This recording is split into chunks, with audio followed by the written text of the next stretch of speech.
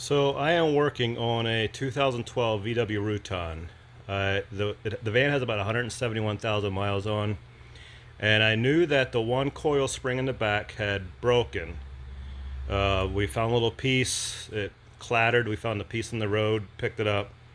So I knew the one side was broken, and got two springs, two shocks. I was going to replace the springs and the shocks.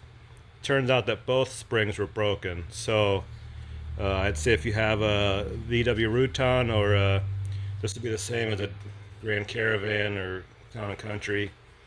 This is a 2012. Yeah, you might want to check your coil springs. So to do that, it's not real hard. It went real easy for me. I'm putting it back together again, but I didn't make a video while I was doing it because I'm just doing it for the first time, and I didn't know what I was doing. I was just kind of learning as I went. So I'm gonna kind of go over what I did.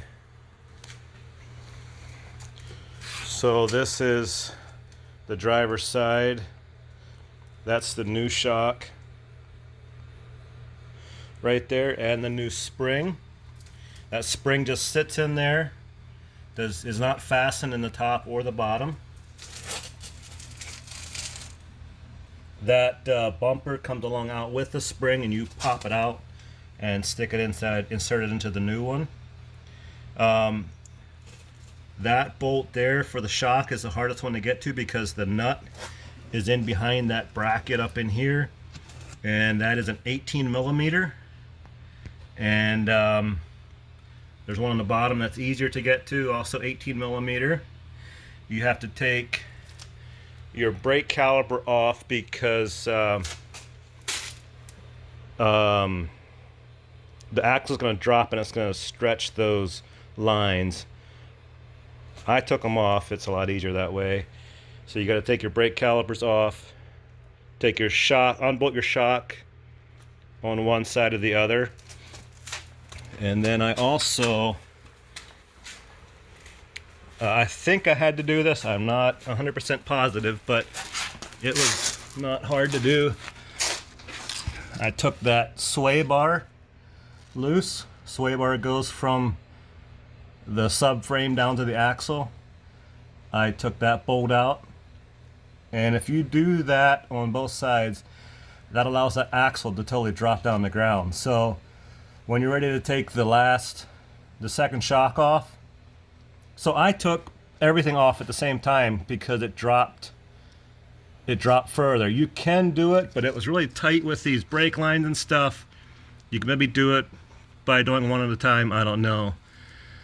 I did the whole thing, and you just put a jack underneath the axle because when you undo those shocks, you can drop the axle down as far as you want to, and then pull the old springs out, put the new ones in, and jack it up, make sure it's going in on both sides.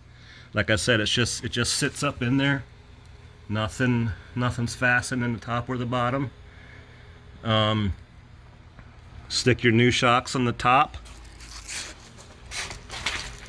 Fasten the new shock on the top first, is how I did it.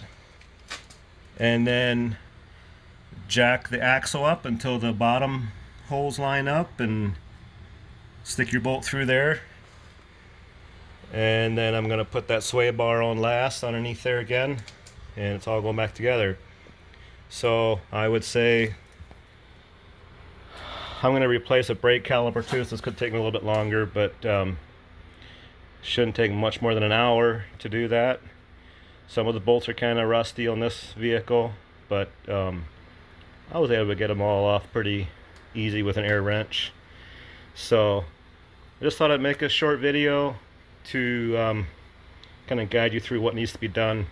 Like I said, it's not hard to do, and both of my springs were busted down at the bottom, is where they both were busted. So that's the lessons I learned in doing my own. Take it or leave it.